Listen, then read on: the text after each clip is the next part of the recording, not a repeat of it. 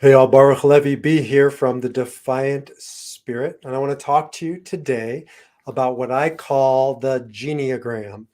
Now, Enneagram is my fundamental teaching system, 9 different ways to, not personalities, to move through the world, 9 fundamental energies, primal pathways. The Gen-eagram, if you've never heard of it, is a family or deeper historical document inventory of the past, sort of like making a family tree, but not necessarily just looking at the branches by, who slept with whom, to be quite crass. It's much more than biology. It's much more of what have we inherited. You can do a medical genogram, you can do an emotional genogram, you can see patterns of abuse, you can see all kinds of things when you put it down on paper or on in pictorial form. I can't tell you how powerful it's been to merge these two worlds for me and the people that I coach and guide. So what we do is we figure out your Enneagram type, and you can do that by going to my website and sifting through. I give you all the tools you need to discover your Enneagram type, figuring out the people around you, and we start to put them on a picture of the Enneagram with your family's picture. So the people around you can be your spouse and your children, your siblings, aunts and uncles, parents, grandparents, whomever is here and is living. And you can either get their Enneagram type from them, and I can work with you to figure out how to interview them and to sort of get them into the ballpark. Or what I do with a lot of clients is we'll talk about their family members and figure out their profile and place them on the Enneagram, which is a very meaningful process because, this isn't about to reduce another person so that they're in a number and we trap them. No, it's so that we can start understanding them, understand the way they move through the world and how they react and how we can help them respond, or how can we stop reacting to them and better respond. So when you start seeing your siblings are, one's an 8 and one's a 2 and one's a 4, and you're a 3, we can start mapping out different ways that it shows up as reaction and how to stop reacting, as my teacher, Viktor Frankl, says, and choose your response. That's the beauty and power of the Enneagram. It gives you a roadmap to see where you go when you're in reaction, where you go when you're unconscious, where you go when you're in fear, and how to not live in fear unconscious, how to take back that power to choose your response. And it helps when you can start seeing the people around you. That's why my new tool called Discover Your Number, which is complimentary and it's almost up and ready for you to download, is an opportunity for you to figure out your Enneagram type, but just as importantly, your spouse and your children and your siblings and your parents and so forth. And it doesn't end there, because that's where the Gen-eagram comes in. The Gen-eagram or Gen-eagram brings together this powerful tool with those who are dead. Now, I have a wife and a sister who literally talk to the dead. Or is it figuratively talk to the dead? No, I think they literally talk to the dead, both of them in their own way. That ain't my shtick. I leave that to them. They have superpowers that I don't have. But I do help you talk to the dead, and I help you do it by talking about the memories of your dead. Could be anybody who was in your life that you knew and you no longer have by your side, though I do believe they're still here, but not in flesh and blood. And we talk about them to figure out their Enneagram type and get them down onto paper so that you can place them in this family constellation of your Gen-eagram. Talking about them is a beautiful, powerful, transformative way to reconnect with them, to heal, to talk about the beautiful things and the painful things, the struggle-filled things. And so this is part of the healing process, but it's more than just healing. It's also about continuing the bond, continuing the message that they lived with and wanted to share, and that you want to continue on of theirs.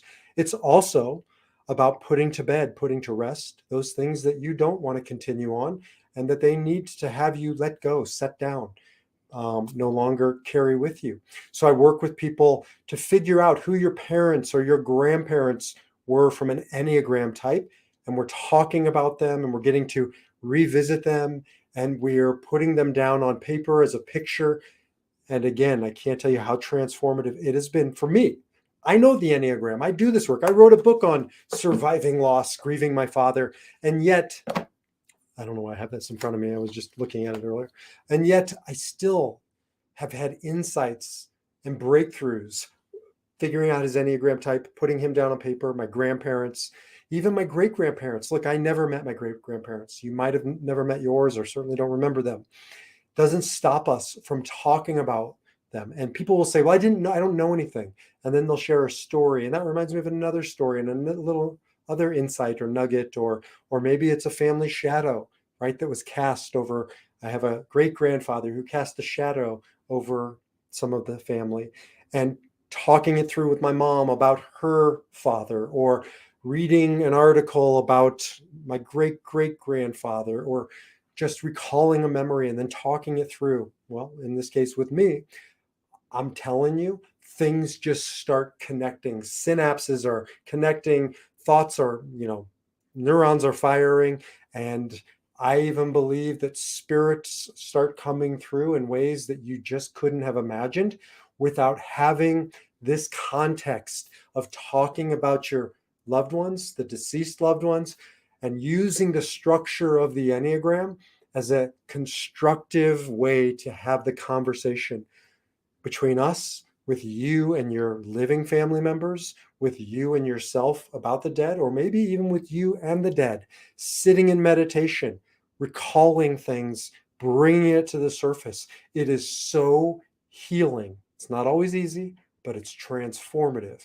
And this is how we give voice to those pieces that we've buried for a long time and that are weighing on us. And then we feel like we continue to carry with us. When I'm working with somebody who's an Enneagram 1, as an example, the reformer, the perfectionist, we start to get to some of the root of why they were a perfectionist, because their father was an 8 and he was really angry and always demanding. And they thought if they could just get to a perfect place, a perfect set of grades, a perfect this, that, or the other.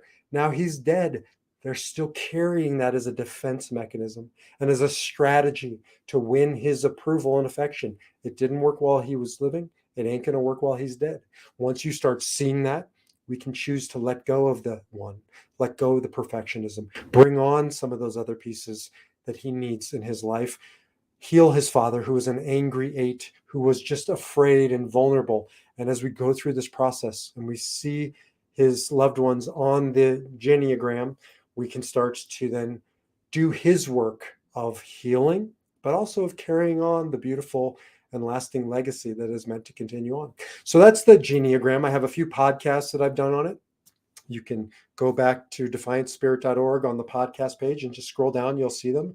I did, I think, a 3-part series on my own families, but I'm doing more and more work with people who are engaging me for their Enneagram work, but also for their families and for not just the living, but for those who came before us. And we do this for those who come after us, because as we heal the broken patterns in our relationships and our families, we set down those shadows, set down that pain. We continue on and carry on the good stuff, the blessings, the beauty, the light, and leave behind that which needs to be left behind, passing it down to the next generation so that they can go farther and their children go farther yet. So do this work for yourself, do it for the people around you, do it for those who came before you, but also do it for those who will walk in your footsteps. Transformative. I call it the Gen-eagram. The Gen-eagram meets the Enneagram. Jump over to Defiant Spirit, where you can learn more. We can talk, connect. Until then, discover your number, own your number, and defy your number. I'll see you on the next video.